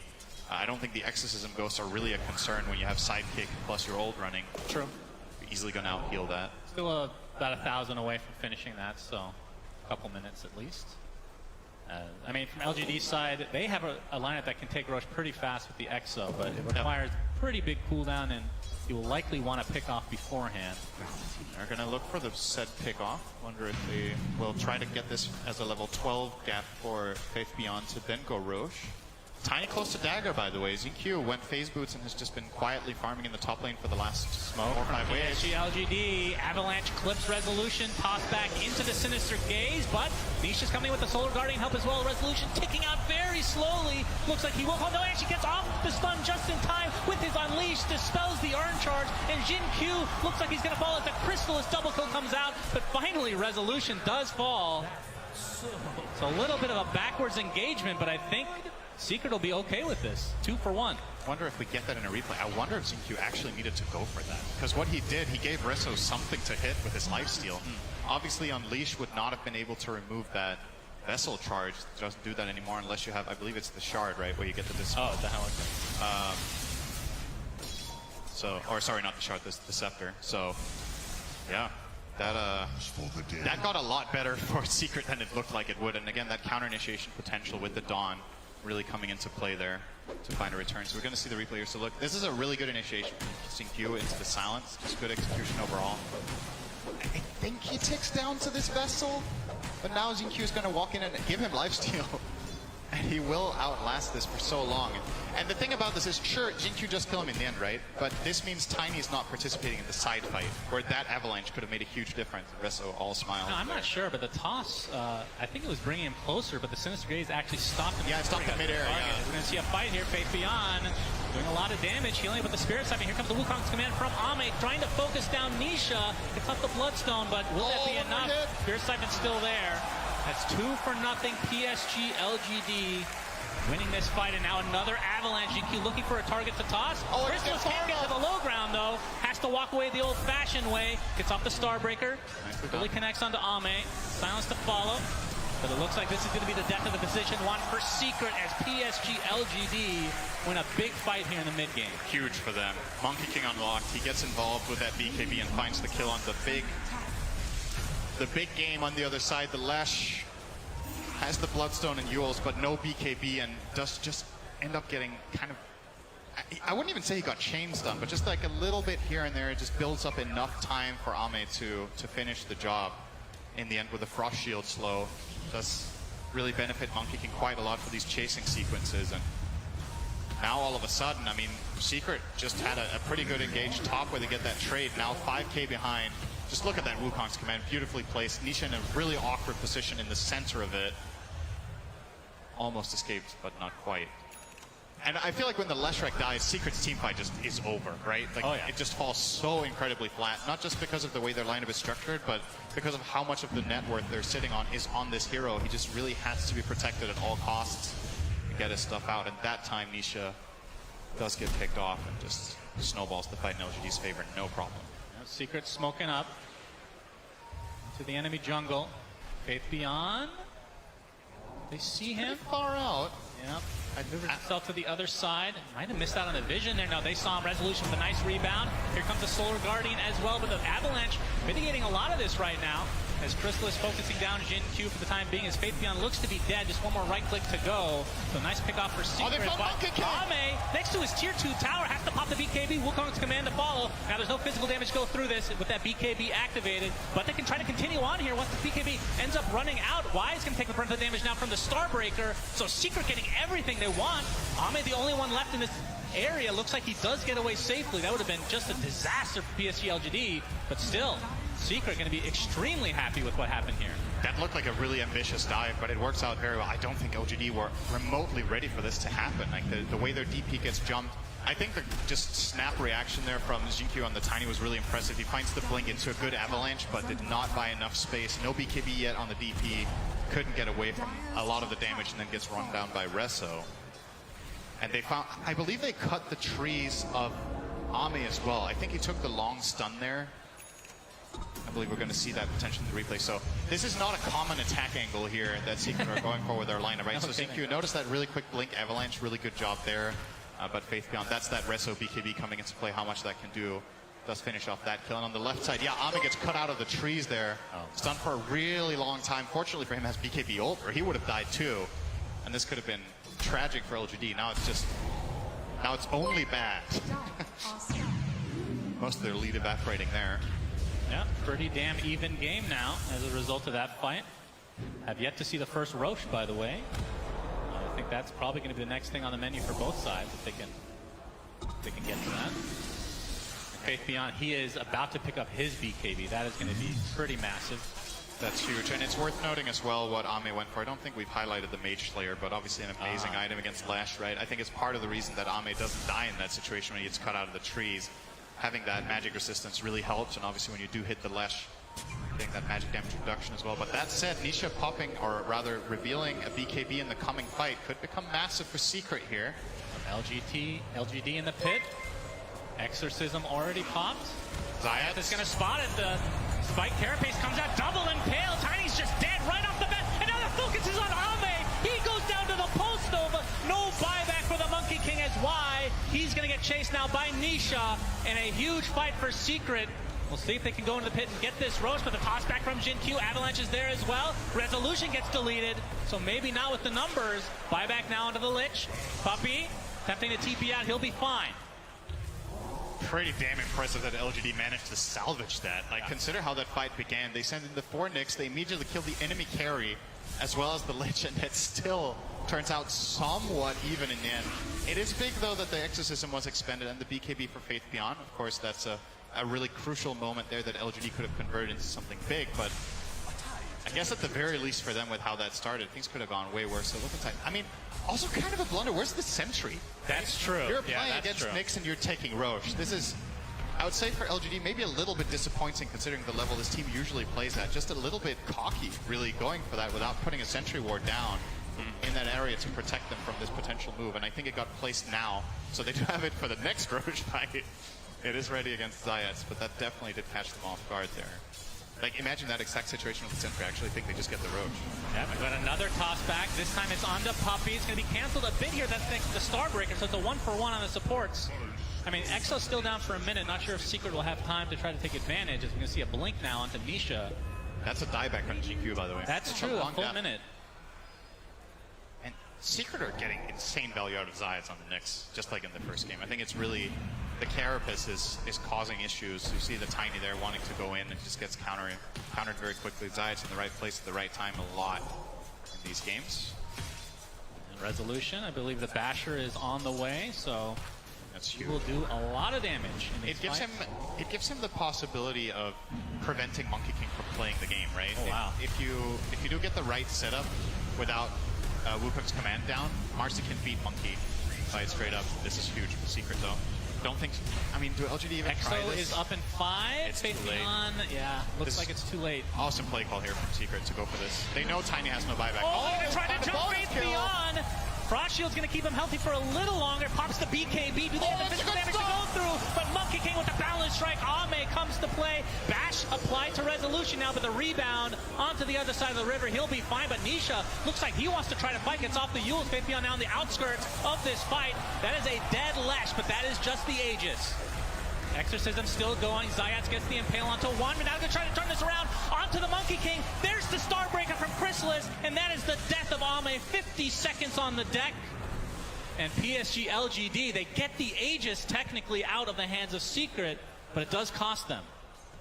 Yeah, it's almost a repeat of the previous moment, right? Where a bad start gets turned into something salvageable for LGD. Like, it's not great by any means to lose the Roche there, but as you said, they do get rid of the Aegis. And I mean, not a spell we hype up a lot in general, but Frost Shield just coming up huge in this fight for keeping Faith Beyond alive here as he does get jumped there. So you see the instant Frost Shield here makes the difference. If he dies there, this is just all over. Gets the BKB off, gets the Siphons running. Awesome 3-man stun coming in from Ame from the tree line there with that Boundless. And Resso fortunate enough to have a good spell to get out Every time I saw, we're going to see the Avatars come out onto Puppey. Is it going to be punished, though? Crystals comes in with the hammer. Starbreaker's there as well, and Jinkyu dies. 45 seconds of no Tony. And why? Going to be spotted out. The glimpse back. And it looks like Y will be next. So 2 supports down in favor of Secret. Basher on both sides. You pointed out the Marcy one. Now we have one on the Monkey King as well. So really crucial item for potentially locking down the Lesh or the Marcy to keep them in that arena. As we've seen, Resso just resets a lot of the time, just jumps away on the Nyx most of the time. And maybe with this Basher, Ame can keep them a little bit more in place. Eyeing up a Scotty next for more healing reduction against the Lash and, you know, that reliable slow to once again stick. Nothing to say, Impale is there, the stun from Resolution with the Basher as well. Nothing to say, has to use BKB. But the glimpse back, they're going to find the support. No, Faith Beyond pops the BKB as well. But this is both in defensive measures as Resolution finds the distance because he's playing Marcy. And down goes Nothing to Say. 3K lead now for Secret. And Nisha working on the Shivas next. Is going to get outpost control in the PSG.LGD jungle. Ame looking for the support, but Zayats is there to try to counteract this. Solar Guardian coming in as well. Ame pops the BKB along with Chrysalis, but Starbreaker deletes Y from the face of the map, and now they're inside Wukong's command. No bash. Have to get the hell out of there as Resolution. Looks like he's going to live, uses the rebound to get a little bit extra distance. Zayats and company now focusing down Faith Beyond on the Death Prophet. Another valuable kill and another valuable fight for Secret. Yeah, they're going to turn this into mid-tier 2 as well. So, yeah, huge that they managed to find the fight with Zeus dead, right? It's just, it's a lot easier for Secret to take this fight when they just get the initiation and don't have to worry too much about that counterplay. So this looks pretty good, but it does. They just have so quick reactions on the Dawn and the Nyx. Again, this pairing that Secret have been running in Game 1 and Game 2 now is really paying off. And crucial for Resso that he doesn't get bashed. Any bash in that Monkey King arena, he's dead. So a little bit of luck on his side as well there to get out. And all of a sudden, man, this game has swung around in a big way. I feel like it's 5 minutes ago that LGD were ahead by 5K, and now they're down by 8. Goes fast sometimes in Dota when you win these big fights, and Secret, probably with this advantage that they have right now, if they can keep their cool and keep building up their Lesh, the next Rosh you would imagine could go their way, and that one could open up for high ground. But like you pointed out in the last game, LGD is a team that plays really, really well from behind, one of the best in the world at that. And they will try just that immediately now. No DP ults. They're actually going for a 5-man offensive smoke with Faith Beyond with best ability. I mean, it's debatable. Maybe Spirit Siphon is his best ability, but, you know. True. Puppey. If they want him, he's dead. They do. Okay, Avatar. Zayats wants to come in, though. They've lost Puppey already. He does have the buyback available. His Thunder God's Wrath is there. Looks like Zayats is going to barely limp away, but no, Nothing to Say there to finish him off. Now, Resolution, he's taking so much damage. The rebound onto the other side of the map again. Rezo is fine. 70 seconds of no Nyx. Must have been a dieback technically. Puppey. Static Storm. Okay. Enough to take out Jin Q. Very cocky play from Puppey, but it kind of works out. But again, if they get the kill, this will technically be a dieback for him. Boundless Strike, and it looks like it will be just that. But there's no Rosh to get. There's that Glimpse buff. That's not a kill without the damage. That is a good point. He killed Tiny with Glimpse there, so yeah, it's not great. To get a dieback just to kill off Jinkyu. I mean, his net worth in this game is not particularly impressive on that. Tiny has had a lot of deaths in these fights, 2 and 8 currently on him. And it gives more than anything for LGD. They made a smoke without EXO. They finally win a fight, and they get a little bit of breathing room, which I think is crucial. You're closing in on some pretty big moments. Monkey King is not too far from level 20. Faith Beyond is close to level 18 as well. Nothing to Say also not that far from 20. And you look over at the Secret heroes, Nisha obviously with level 22, well ahead in that on that front, having that strong talent on 20. And Rezo actually breaks his 18 now as well, so important to look out for these key levels coming both sides' way. And I believe Nisha is level 17. What the hell? Remember his start? Yes, level 2 at like 7.5 minutes. It's a good recovery. Oh, gets the Carapace. Very good initiation, but Jinkyu is there with the avalanche. Will it be enough? No. Nothing to say. Goes down to another member of Secret. That Starbreaker has been deleting heroes, and of course you've said it time and time again. Zayat has been setting up every single initiation, and the fact that they can do it across the map with a hero like Dawnbreaker is insane. It's just a great read that he thinks Zeus is going to go there and use Heart Lightning, right? So he can get that Carapace stun off, and then they use that immediately to chain. Just very, very nicely played by Secret. Pretty much perfect layering of the stuns, too. Just a little bit of a mistake there. Maybe you get BKB off and jump away on the Zeus, but none of that out of the way of Secret. So, yeah, they've really had his number this game. I mean, it's not like it's an awful scoreline to be 9-5 and 8 on Zeus, but it just feels like the Carapace has been his big bane this game. Yeah. So many times getting caught off by this Nyx that he did choose to pick it into, which is worth pointing out. Like, they picked Zeus knowing that Nyx was in the game, and it is a double-edged matchup, right? Zeus also has obviously the True Sight coming out from Lightning Bolt can be handy, and the ult to find the Nyx, but he makes the first move. And that hasn't really come into play. I think Not really. one time that it's actually come into play in this game. Zayat has been playing an outstanding series. Absolutely. This is one of the greatest Nyx performances I've seen in a long time. This hero was kind of just not in play from, I want to say, like previous TIs. It feels like it's just fallen off the map, but this year it's kind of come back with a vengeance. Yep. As Nisha now has his Shivas, and his net worth separation between 1 and 2 is absurd. 7K, my goodness. Yep. He's not afraid to go to the high ground as the rest of Secret are going to smoke up. LGD would love to not fight for the next 300 golden army. Just get that Scotty. It's a really big game changer for them to get that unlocking. It's going to help them so much against the Lesh as long as he gets to play the fight on the MK. Look how much they're covering him. It's like Resolution with the double damage, by the way. Nothing to say is dead. And a stun onto several heroes. Now 2 dead for LGD to just start out the fight. Another Starbreaker, but now Crystallis and company outside the Wukong's command. The glimpse back onto Faith Beyond, and he is dead. Triple kill for Resolution. There are all buybacks available for LGD, so Secret have to be a bit careful with this. And why? He's going to die inside his own base. He's the one lone member of LGD without the buyback at the moment. So 12K lead for Secret. Roche is available, and we'll see if they try to go for that before trying to push high ground. Correct me if I'm wrong, did they set up that fight with a Rezo jump? Was he just jumped on the Zeus, right? His rebound, I don't know about the initial one. I think he blinked with ult on and just instantly bashed the Zeus and basically killed him 100 to 0 with a DD.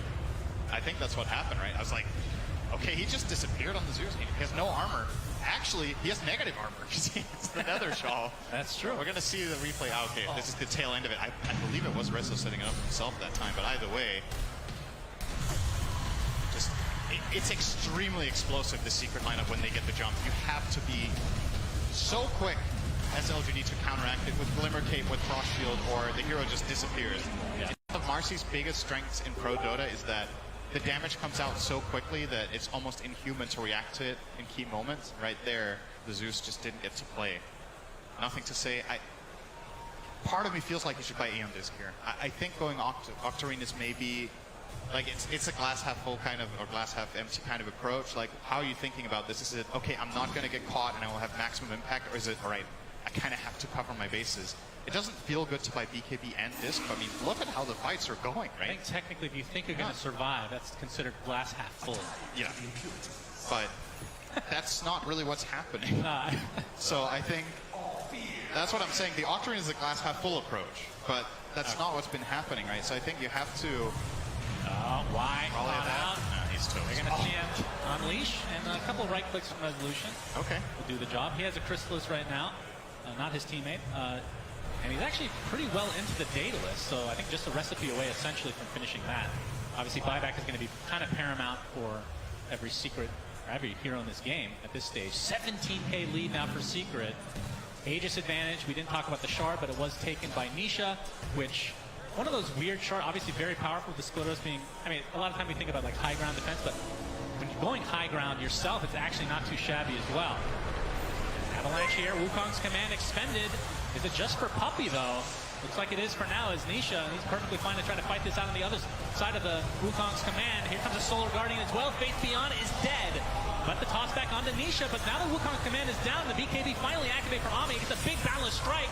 A lot of damage coming out from Nothing to Say. So they get the 2 supports in the end, but now Nothing to Say, he's the one getting pursued by Nisha. Split Earth connects. Pulse Nova continuing to go in again. The Aegis still intact for Secret. Frost Shield not going to mitigate any of that magic damage, and the Starbreaker is enough. Another death for Nothing to Say, and 2 cores dead for LGD with no buybacks. Yeah, he actually finally got to play a fight on the Zeus, so we got to see something come out of him in the way of damage there. But again, Secret just pouncing so strongly in these fights now. And that one felt like a net worth lead win, right? If they don't have a big advantage here, this fight is going to go LGD's way. But Secret have built themselves such a fundamental lead now that they can even make a couple of mistakes here or there if necessary. But they're not really doing that. It still feels very, very clean. I love the confidence from Nisha too. I mean, sure, he has Aegis. I think he would have done that anyway, honestly. He's like, oh, Wukong's command is down and I'm not in it. I'm invincible. I can do whatever I want. And he just runs outside it and starts chasing heroes down. Now looking for the first lane of barracks here. Overwhelming Blink obviously will make it very easy for him to, first of all, be tanky and also set up his own stun. And Nisha, he is level 25. Toss back. Toss back. That's something you have to be a little bit careful with. He pops a BKB, and Jin Q is punished really hard. Split is going to not connect thanks to BKB from Faith Beyond. That's the buyback now to Jin Q. They have to be careful because Nothing to Say is now available to fight. They're going to try to turn this around as Resolution jumps in with his BKB, focusing down Ame, but the Wukong's command can give him so much armor as Resolution gets destroyed. 80 seconds of no mercy. Another pulse for Secret as PSG.LGD showing some life here. They find 3 kills with no reciprocation. Toss MVP. What is their Abrasive doing down there? Yeah, I don't know. I mean, maybe someone's going to... all right, Jin Q deletes it. Very nice. Would have been funny if that gave someone buyback, but not the case. Yeah, Toss is everything there. They can't get Nisha into a bad position in any other way. And you saw, he was expecting the play too. He was like, I'm going to get tossed here, I'm going to BKB, I'm going to kill Tiny, which is what they did. But it set up enough time for LGD to connect, and maybe his teammates a little bit too eager to help here. I think he's actually fine. Yeah, he's definitely. And he can reset out of this. With Rezo getting that kill on the Tiny, Secret can full disengage here, but they kind of do get baited in again. I think this jump from Rezo is really putting him in an awkward spot where Monkey King can finally isolate him. And there's a bash, and that's the kill. Yeah, and using the rebound offensively means you have no escape mechanism. Exactly. I think Secret could have actually got a pretty big win there by just disengaging once the exit was popped. Yeah, trading their Aegis away for the Tiny buyback and then getting out. So LGD winning a very important fight, and the Aegis was never used, so it's going to expire on its own accord here in 20 seconds. Question is, what is the next item for Nisha? He has the Overwhelming Blink. Wind Waker queued up. Okay. I guess it's really nice to save his teammates out of Wukong's, right? He can get Rezo out of trouble. He's probably the primary hero that will be in jeopardized positions. Hex is also something he is looking at. I mean, the problem with using on a teammate, you can't move it, right? It only moves on yourself. So you can't really get out of Wukong. So it's just literally it's just buying time is just an extra couple seconds. Yeah, it makes a pretty big difference, but. Nisha still with a ridiculous net worth lead right now. But at what point, is there a point that Lesh falls off at all? I mean, the Diabolic Edict explosion, we didn't really talk about the 25 town. That is something you just can't let him get close to buildings. I mean, I guess something Nisha doesn't have is a refresher. If you want to look at it from that perspective, like how do you solve the hero? If he doesn't have Aegis and doesn't have refresher, he is susceptible when BKB runs out. Zeus has a lot of damage. You have no magic resistance. I guess that's kind of untrue. You have Cloak of Flame, so a little bit, but it's not that much. And if you get caught by a Scotty Trail from Monkey... of refresher, Ame does have one. Has it? Yep.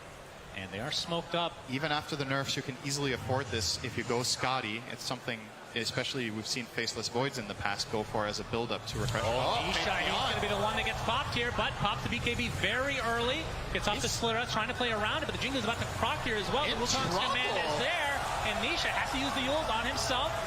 But he's likely just going to be left alone, and he's going to be brought down. A huge kill for LGD.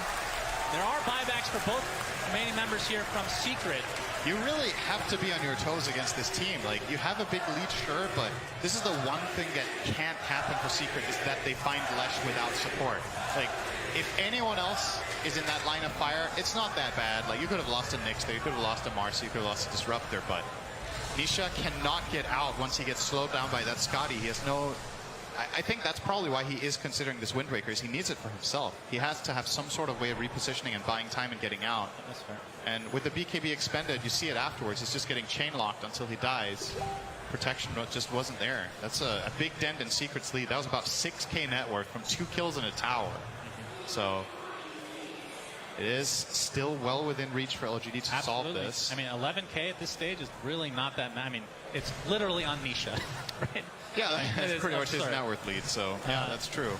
One thing I do want to mention, we're a bit far. It's 2k away, but Puppey, Aghanim Scepter, halfway there. That is something that can just win the game, essentially.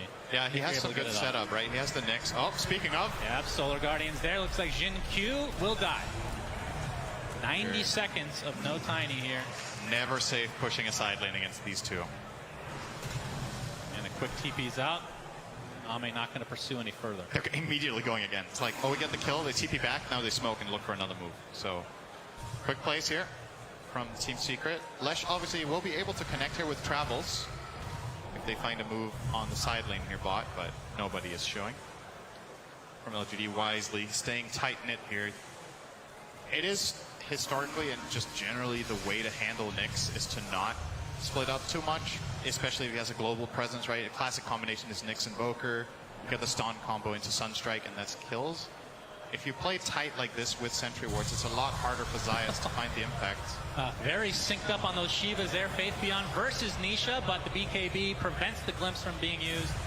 Renzo's thinking. Oh, he's going. He gets the bash to start things out, and Faith Beyond is evaporated here. And now they're going to get the Lich on top of it. Has to buy back. And we can see that Roche is available. I'm not sure if they're aware. And this is the one with the Aghanim Scepter, which gives you that 6k net worth injection, essentially. Dude, that's so dirty. Like, think of how tanky the Death Prophet is. 4k health with a Shiva. You have to get Eon Disc. Renzo literally just blinked in and killed him in 2 seconds. Yeah. Daedalus, Unleash. And I think when the Tiny is dead, that is their combo breaker, right? That's the thing that's been kind of like the Avalanche or the tossback that get the fear. When he's dead, I don't think there's anything they need to fear when going in. And this is going to be another Roche for Secret.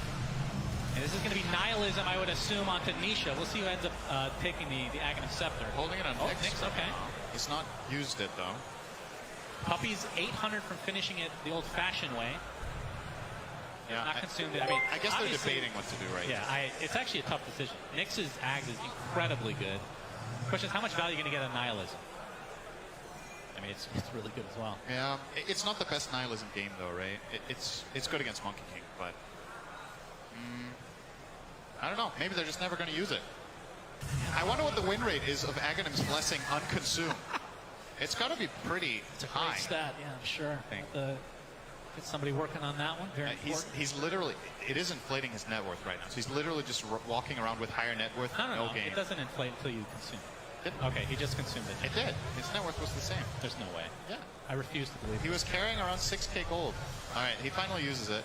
All right, so now you get a buff to every skill and burrow. You become a lurker. Hopefully that's not trademarked or I might get fired here. So Secret, PSG.LGD, 25k lead for Secret, but it doesn't, sometimes it hasn't really felt like that based on LGD just making brilliant moves. But that last one really hurt. It did, and they hit a huge breaking point here. They get 25 on Dawnbreaker. This is such an it is one of the best talents in the whole game, in my opinion. Just so strong to get a second free Starbreaker. You have the BKB death, so you're guaranteed to get 2 of them off. You're playing against 1 Monkey King Basher. It's the only counter that the enemy team has to your Starbreakers going off, so Chrysalis will do massive damage, and as we've seen time and time again in this game, plenty of setup where that comes from his teammates. Both Rezo and Zayas will be happy to just jump in and give him 2 Starbreakers to get a key kill.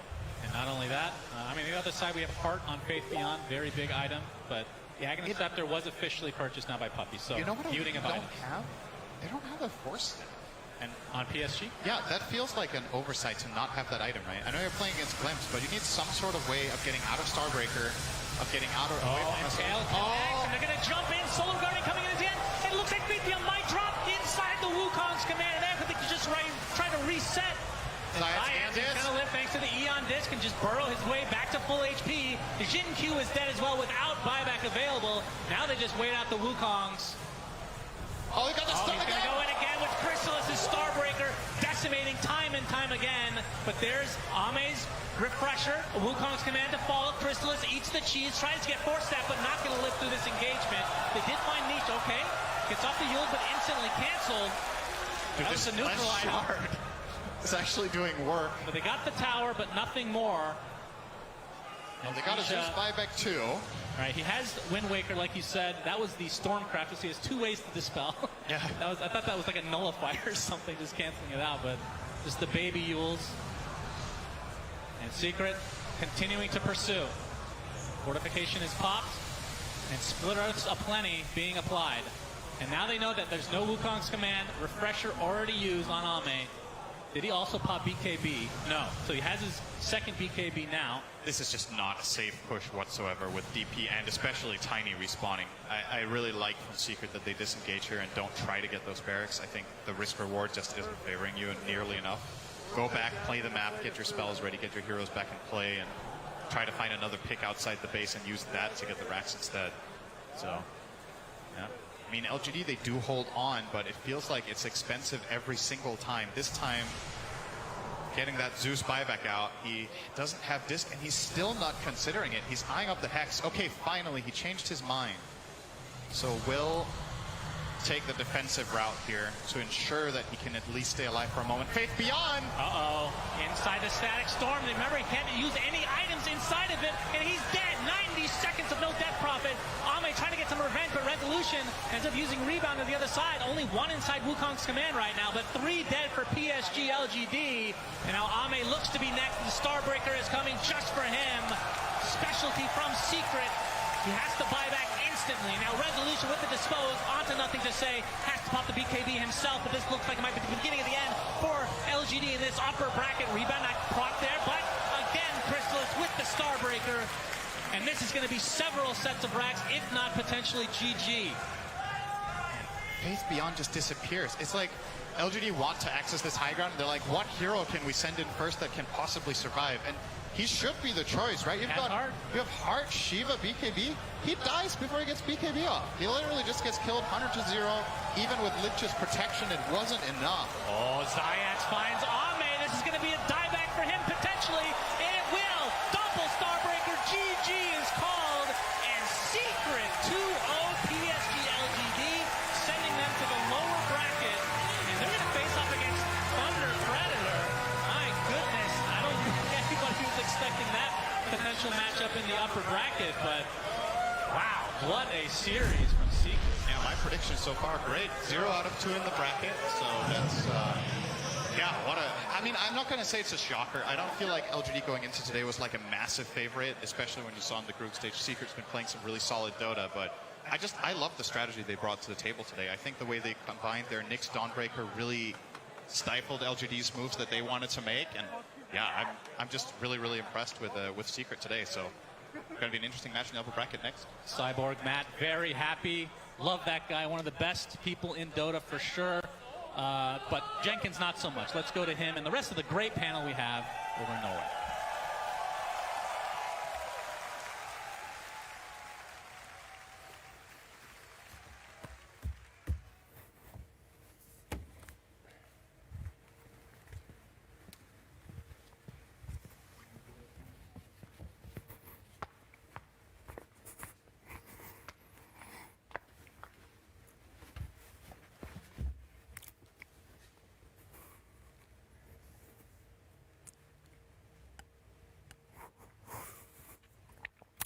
It's a good year. Welcome back to the International. I'm your host, James Too Good Harding, and I'm sorry I'm not Shiva. We've had problems with, well, no, wait, wrong time. We're getting ready to go into talking about the next game soon. My adrenaline is killing me. I haven't been on camera for 8 years since I hosted the International, and I'm very, very excited to be back. If you wonder where I was,